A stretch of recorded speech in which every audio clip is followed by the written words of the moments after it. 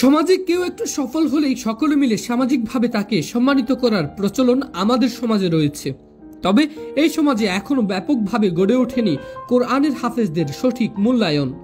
মানবতার মুক্তির দিশা মহাগ্রন্থ আল কোরআন, এটি বিশ্ব ভূখণ্ডের জন্য রহমত স্বরূপ। এই মহাগ্রন্থকে আল্লাহ কখনো নূর বলে আখ্যায়িত দিয়েছেন, কখনো হুদা বা হিদায়ত পথ নিদর্শক বলে আখ্যায়িত দিয়েছেন, কখনো আবার শিফা অরোগ্য বলেও আখ্যায়িত দিয়েছেন। পবিত্র কোরআন সম্পূর্ণ মুখস্থ করা মোটেই সহজ কাজ নয়। আর এই বেশি পরিমাণে কোরআন তেলাওয়াতকারীদের মহানবী সাল্লাল্লাহু আলাইহি ওয়াসাল্লাম আল্লাহর পরিজন বলে সম্বোধন করেছেন। রাসূল সাল্লাল্লাহু আলাইহি ওয়াসাল্লাম বলেছেন, কোরআন তেলাওয়াতকারীরা আল্লাহর পরিজন এবং তার বিশেষ বান্দা। আল্লাহর এমন বিশেষ বান্দাকে জাঁকজমকপূর্ণভাবে সোনাগাজীর হিকমাতুল কোরআন মাদ্রাসায় সংবর্ধনা ও শিক্ষা প্রতিষ্ঠানটিতে সবক প্রদান অনুষ্ঠিত হয়েছে। প্রত্যন্ত অঞ্চলে আল্লাহর বাণী ছড়িয়ে দিতে আধুনিক সকল সুযোগ সুবিধা রেখে কাজ করছে হিকমাতুল কোরআন মাদ্রাসা। দিনে এই শিক্ষা প্রতিষ্ঠানটিতে প্লে, নার্সারি ও প্রথম শ্রেণী থেকে শিক্ষা কার্যক্রম 1 বছরই প্রদান করা হয়। দ্বিতীয় ও তৃতীয় শ্রেণীর শিক্ষা কার্যক্রমও 1 বছর। এছাড়াও হিফজুল কোরআন 2 বছর এবং ইন্টারন্যাশনাল হিফজ বিভাগ 1 বছরে সম্পূর্ণ করা হয় শিক্ষার্থীদের। অভিজ্ঞ শিক্ষক মণ্ডলীর পাশাপাশি শিক্ষার্থীদের জন্য রয়েছে মনোরম পরিবেশ, যা শিক্ষার্থীদের মানসিক বিকাশেও সহায়ক ভূমিকা পালন করে। শিক্ষা প্রতিষ্ঠানটিতে প্রতি বছর জানুয়ারি ও আরবি রমজান মাসের ভর্তি কার্যক্রমের সুব্যবস্থা রয়েছে।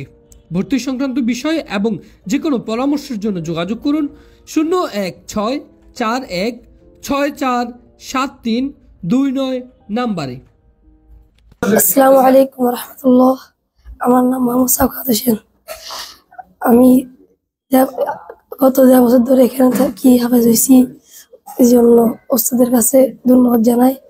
আজকে অবশেষে আমি আমার কোরআন সম্পূর্ণ শেষ করতে পারছি। আমার হাফেজ হুজুরকে বিশেষ ধন্যবাদ জানাই। আমার স্বপ্ন ভবিষ্যতে বড় একজন বিশ্বাসের হাফেজ হব, হাফেজ আলেম মাওলানা হব। আলহামদুলিল্লাহ, আজকে আমাদের হিকমাতুল কোরআন মাদ্রাসায় একজন ছেলে হেফজ শেষ করেছেন, আমাদের ছাত্র, যিনি আমাদের এখান থেকে শুরু থেকে শেষ পর্যন্ত হেফজ শেষ করেছেন। এর মধ্যে তার পাশাপাশি আমরা আরো 4 জন ছাত্রকে হিফজের সবক প্রদান করেছি।